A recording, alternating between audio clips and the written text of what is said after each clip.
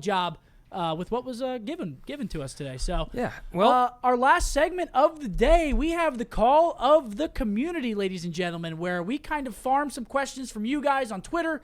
Moving forward, we're gonna have a hashtag the breakdown. So no, not moving forward. As of right now. As of right now. If you have any questions that you want to ask us regarding the CDL, game mechanics, rank play, anything and everything Call of Duty, tweet at us and use the hashtag the breakdown so we can find it the easiest. So call of community, ask those questions. We actually have a few questions today. I tweeted last night for some questions, and here's what we got. So for question number 1, we have a question from Masculine Chair. He said, what do you think is more important for a team to think about when picking up a player, Slayer or OBJ work? And if you don't mind, I'd like to start this one off. Yeah, go for it.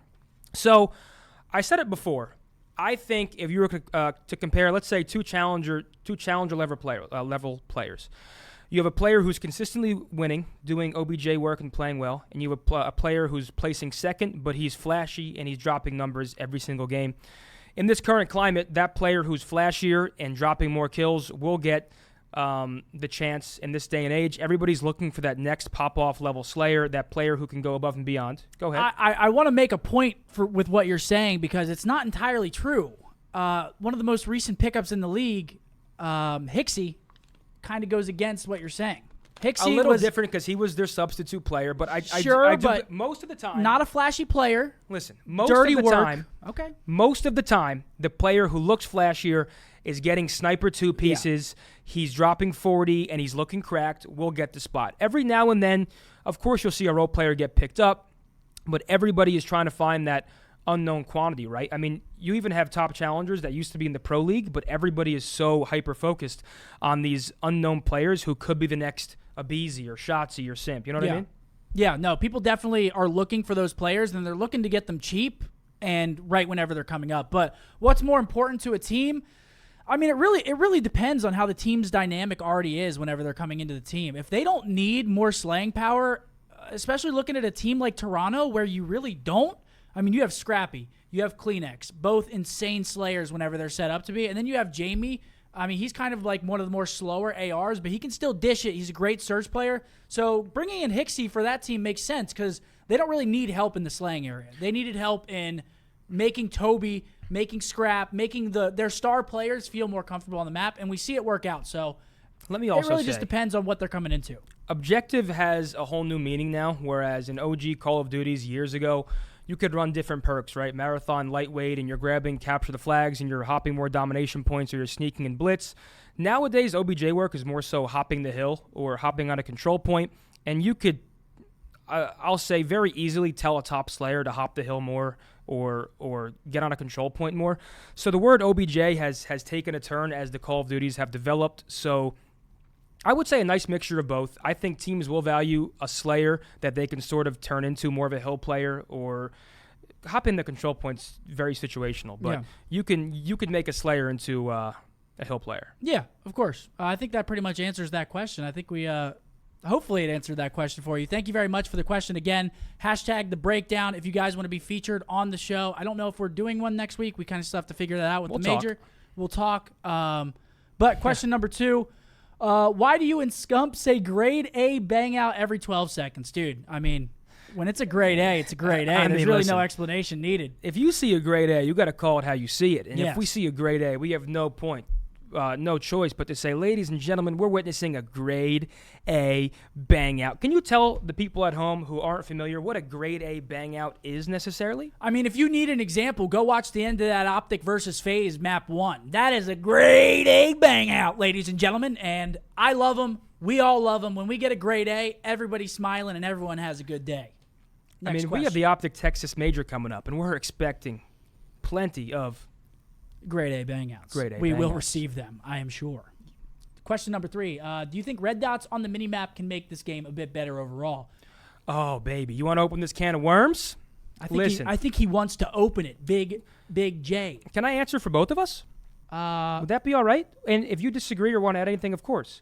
I mean, I'd like to give some input, but no, but you know what I mean. Take that floor. I think we echo the same opinion when I say the fact that we're playing a game with no red dots is nothing but unacceptable. Sure. I mean, we're talking about a key component to Call of Duty that should never be removed, especially at the highest level. Some might say a staple.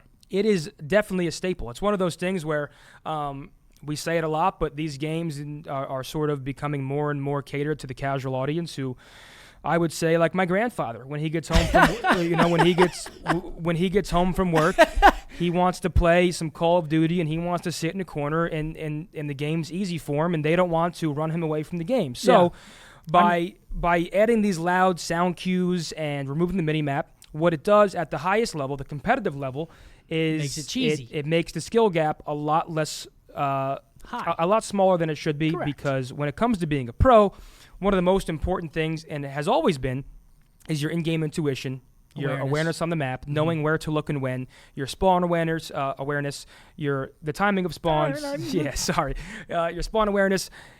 There are certain things that made the best players in the world, and now the competition is as close as ever. Yeah. Partly because, I would say, of the game, and partly because, I mean, we just have a very S-tier level league. Yeah, I think it's absolute cheese. They need to be implemented, and if they don't, then, it's just it's hurting everybody that loves competitive COD. I also think that it hurts the casual audience as well.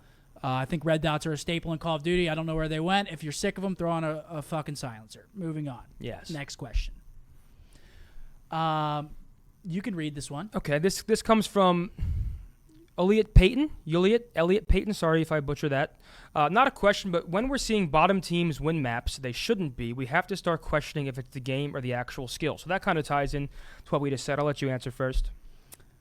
I would say it's a little bit of both. I mean, it's the game mostly, but the game makes that actual skill lower. So again, we talk about that skill gap, and the game itself is making it smaller, which makes the wins less impressive because the skill gap is smaller. So it's like when you see an upset in this game, you got to tip the hat to the underdog team, but also this is, again, the most day-to-day Call of Duty that I've ever personally watched and ever personally played, being a professional for the short time that I was. Yeah. You don't come into every series on your P's and Q's. You could lose to anybody in the league. And in other games, take AW, for instance, you didn't see a lot of upsets. And some of the higher skill gap games, you just didn't see them. So I think it's a mixture of both, honestly. Yeah, I mean, there's not much more to add. It's definitely, we touched about it, right? The sound cues and the no red dots. It is very tough for the, I guess, quote-unquote, better team to be far and away the better team like we used to see in the past. But it's also, the players are putting in more time than ever. I mean, each team is on a pretty insane scrim schedule. Yeah. They're watching film, they're watching VOD. So it's a mix of the players being great and putting in that time, but also the top teams are winning by smaller margins because, spawn points and everything we've named. So I think a mixture of both is the best answer to your question. Yeah. Thank you for the question. And last but not least, last question of the show. Alec asked, how do I get like you? And this was to you, so I'm going to let you answer this to cap us off here. I mean, if you want to be a one-time Major Land champion and do it in style, you probably got to go back in time at a time machine and maybe win a bit less. Currently, just retire and come join the boys in the content grind. Absolutely. And I love watching that kid do interviews, man. Shout out to Alec. I love Alec, man. Alec's the absolute man. Can I get a Wallach spam in the chat? Ladies and gentlemen, that is our first ever show of the breakdown. Can I get your opinions, ladies and gentlemen? How'd you guys like the first show? We were very nervous coming into it. Again, we're going to be taking a lot of you